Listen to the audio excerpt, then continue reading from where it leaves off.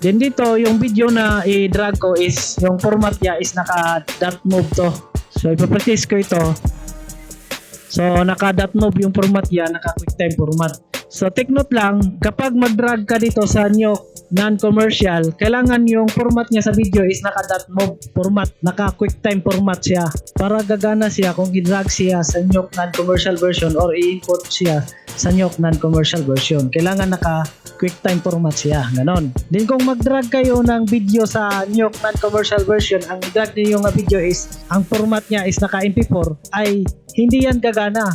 100% is mag-i-error yan. So dito habang clinic natin yung 4K DCP, gumagana siya. Ganon, nasilik siya. Then baka sasabihin ninyo nga epic yung sinasabi ko sa nakaraang video ko kasi kapag piliin yung 4K resolution is gagana naman. So mali yan. Kasi malalaman mo lang yan na gagana siya yung 4K resolution sa non-commercial version kapag i-render mo na siya. Yun yung video is na-save mo talaga siya, na-render mo siya. So ganyan. Okay, alright. So ito na video is part 41 na ito na video.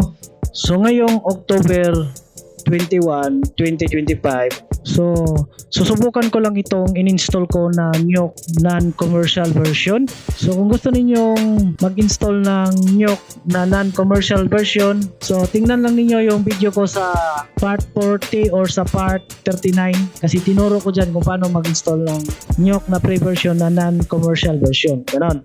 So yung link sa part 40 na video ko at part 39 ay ilagay ko lang sa comment or sa description sa video na ito. Then sa nakaraang video ko, sinasabi ko na Nyok na non-commercial version is limited lang siya, na hindi siya makagamit ng 4K resolution, hanggang 1080p lang siya. Then ngayon, i-prove ko sa inyo yan na yung Nyok na non-commercial version is hanggang 1080p lang talaga siya. Then ngayon, i-open na natin yung Nyok non-commercial. So, ang i-open natin yung meron nakalagay na non-commercial. So ito yung i-open natin, meron nakalagay na non-commercial. So i-open ko. So dito meron nakalagay dito na this is a non-commercial Nyok version. Any script or project saved in a non-commercial version of Nyok cannot be opened in the commercial or indie version.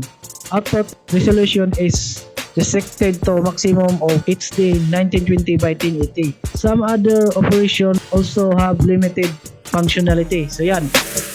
So ibig sabihin lang talaga dito, kapag gagawa ka ng template sa non-commercial version, then yan na template is i-open mo siya sa commercial version, sa paid version na Nyok, ay hindi yan gagana. Ganon. Kasi iba kasi yung non-commercial version at iba yung commercial version. Kasi yung non-commercial version, yan yung pre-version na Nyok na hindi mo na siya babayaran pero limited lang yung toll niya. Pero yung commercial version, yan yung paid version na Nyok na babayaran mo. Pero kompleto na yung tolls niya, ganon. Hindi limited yung tolls niya, ganon. Then ang resolution na magagamit sa non-commercial version is hanggang 1920 by 1080. So 1080p lang to. Then some other operation also have limited functionality. So yung non-commercial version ay yung functionality niya ay limited, ganon. So yan. So pag i-click natin ito, press natin yung S. So yan. So dito pwede tayo mag-select dito ng kahit anong resolution. Pwede natin i-select yung 1080p, pwede natin i-select yung 4K DCP. So dito habang clinic natin yung 4K DCP, gumagana siya. Ganon, nasilik siya. Then baka sasabihin ninyo nga epic yung sinasabi ko sa nakaraang video ko kasi kapag piliin yung 4K resolution is gagana naman. So mali yan. Kasi malalaman mo lang yan na gagana siya yung 4K resolution sa non-commercial version kapag i-render mo na siya. Yun yung video is na-save mo talaga siya, na-render mo siya. So ganyan. Pero habang nag-edit ka pa, connect mo lang yung 4K resolution, hindi mo yan masasabi 100% na gumagana yan kapag hindi mo pa yan i-render. Ganon. Then ngayon, i-select natin itong 4K resolution na. So subukan natin mag-render gamit ang resolution na 4K resolution kung gagana ba talaga siya sa Nyok non-commercial version. Ganon. Then ngayon, mag-drag tayo ng video. Mag-import tayo ng video. So, yung video is nakalagay dito sa folder na pinangalanan ko ng date ngayon, October 21, 2025. So, open ko tong folder na ito. Then dito, yung video na i-drag ko is, yung format niya is naka.mov to. So, ipapractice ko ito. So, naka.mov yung format niya, naka-QuickTime format. So, take note lang, kapag mag-drag ka dito sa Nyok non-commercial, kailangan yung format niya sa video is naka.mov format, naka-QuickTime format siya. Para gagana siya kung i-drag siya sa Nyok non-commercial version or i-import siya sa Nyok non-commercial version. Kailangan naka-QuickTime format siya. Ganon. Then kung mag-drag kayo ng video sa Nyok non-commercial version, ang i-drag niyo nga video is, ang format niya is naka-MP4, ay hindi yan gagana. 100% is mag-i-error yan. Then ngayon, sasabihin naman ninyo nga, fake itong Nyok na software kasi kapag mag-drag ako ng video is hindi naman gagana. Ganon. So, namaling akala lang kayo dyan, no? Kasi hindi yan gumagana yung dinrag ninyo nga video kasi ang format yan is naka-MP4 siya. Kasi yung Nyok nga non-commercial version, kapag ang i-drag mo dyan is naka-MP4 yung format, ay hindi yan gagana talaga.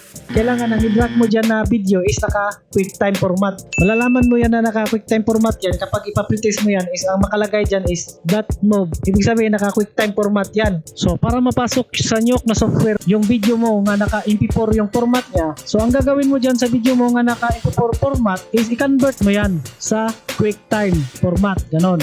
Or pwede mo ipasok sa video editing software, then i-render mo siya nga naka-QuickTime yung format niya. Ganon. So yan, i-select mo yung QuickTime. Then next, click video. Then next, click math source. Then click export. So yan. Then pagkatapos i-render yung video ipasok sa Nyok na non-commercial version. So mapapasok na yan yung video sa Nyok non-commercial version kasi yung video is naka QuickTime format na siya, naka .mov na yung format niya. Ganon. Then ngayon, i-drag ko na itong video. Drag ko dito itong video. So yan, gumagana siya. Kasi naka .mov yung format niya, naka QuickTime. Kasi kapag naka MP4 yan, hindi yan gagana. Ganon. Then, para ma-play natin itong video na ito, i-click natin itong viewer, then i-drag natin yung arrow, ganyan. Then, pwede din i-press 1 natin. Example, tanggalin natin yan, then i-click natin ito, then press 1. So, ganyan. So, ito, yung video na dinrag ko is naka 1080p ito. Kaya't ang nakalagay dito is 1080p. Then, ngayon, ang pinili natin na resolution ito, 4K DCP 4096 by 2160. Ganon. Then ngayon, para maging match yung resolution niya, kasi naka 1080p resolution yung video na dinrag natin, ang gagawin lang natin, i-reformat natin yan. I-click natin yung video, then press tab, then type tayo dito, reformat. Then enter. Yan. Then i-select natin yung 4K DCP. Yan. So, ganyan. Then, ngayon, click lang natin itong reformat, then press tab, then type tayo dito ng transform. Kasi gusto ko na yung video ay i-zoom ko ng konti. Ganon. Then, enter. So, yan. So, ang purpose sa transform node is pwede siyang i-zoom or i-zoom out or pwede din siyang i-rotate. Ganon. Or pwede siyang i-stretch. Ganon. So, yung size niya talaga is ganito. Ganyan. Then, para mawala itong mga ganito is press lang natin yung Q. Yan. Then, kung ibalik natin, press natin ulit yung Q. Then, pwede natin ma-select yung transform para ma-raster natin, ma-resize natin siya. So, ganyan. Then, ngayon, lagyan ko ito ng text na date ngayon. So, click ko ito, then press tab, then type tayo dito text. Then, enter. Then, dito, type lang ako dito yung date ngayon, October 21, 2025. Drag ko siya dito sa gitna, then palakihin natin. Then, palitan natin ng phone. Select lang natin dito. So, ito lang yung phone na gagamitin natin. Then, palakihin pa natin 4, type dito 4. Yan, then drag natin. Then, para malagyan siya ng drop shadow, click natin itong shadow dito, then enable. So yan. So dito may black na dito. Ayan. Para medyo klaro siya. May black na yan. So yan. Then take note lang ha, kanina, yung pag magpasok tayo ng video is i-drag lang natin. So sinabi ko i-drag. So example dito, i-drag ko ito, yan. Ganyan drag. Then pwede din, hindi na natin i-drag. Ang gagawin natin is press R lang tayo, press R. Punta ako doon sa nakalagay sa desktop na folder na ang pangalan October 21, 2025. So desktop. So ito yung na folder. So i-click ko yan. So ito, i-click ko to then open. So yan. So ganyan yung pamaraan para mapasok natin yung video. Pwede natin i-drag, pwede din natin i-browse. Press lang tayo ng R. Then pwede din tayo mag-import dito ng naka-image sequence ganun. Then ngayon, i-render na natin ito, Then ngayon, i-click ko ito. So para maka-render tayo ng video, gagamit tayo ng right node. So pwede tayo dito pupunta, click natin yan, yung nasa itaas, then click natin yung right. Yan. Then yung shortcut key niya is W. Ganon. Then pwede din click natin tab, then type tayo dito right. Then enter, ganon. Then ngayon, i-render natin ito ng output niya doon sa folder na nakalagay sa desktop. Yung ang pangalan sa folder is October 21, 2025. So, i-click ko itong parang icon na folder na nasa kilid para ma-browse ko siya. Then, punta ko dito sa desktop. Then, click ko itong October 21. Then, dito ko ilagay yung i-render ko. Then pangalanan ko siya yung i-render ko ng TIS. Then lagyan natin siya ng code na .move para yung ma-render natin is QuickTime format, yung .move format. Then next, click natin yung save. Then try ko itong i-click ang render ha. Then next, click natin yung OK. So yan, mayroong error. Hindi talaga pwede makarender ng 4K resolution sa non-commercial version na Nyok na software. Ganon.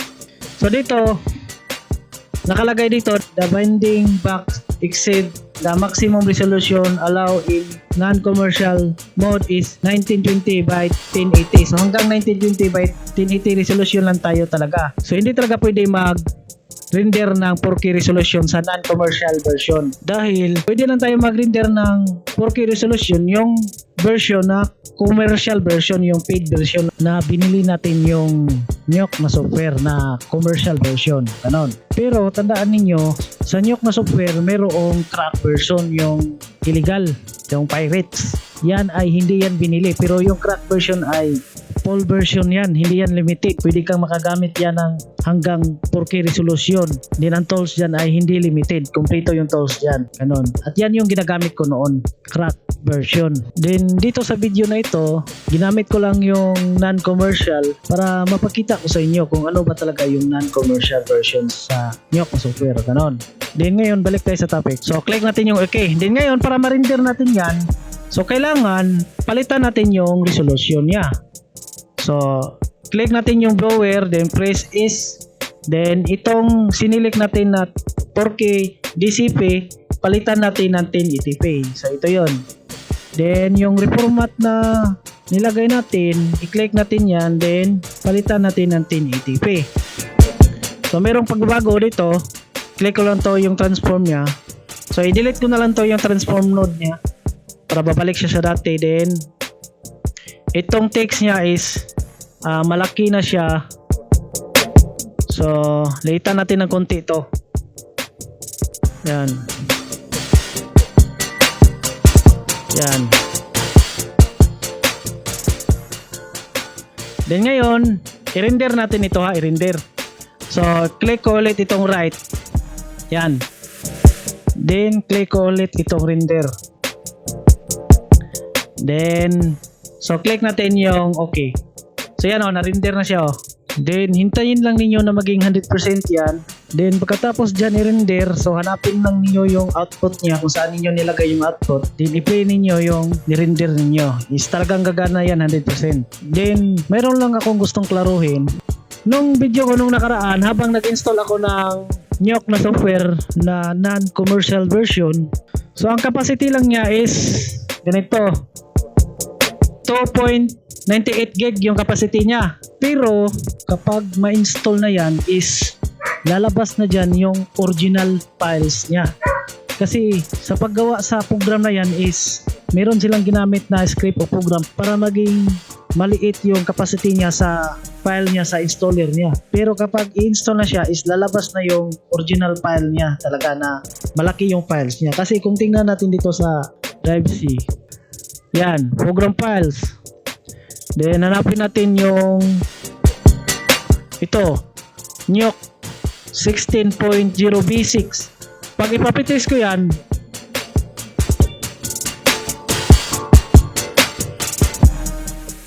so kita din nyo, umabot siya ng 8 gig yung capacity niya. Kasi yung Nyok na software, hindi yan basta-basta. Maraming tools yan para sa high-end VFX compositing. Ganun. Kaya aabot talaga yan ng maraming gig.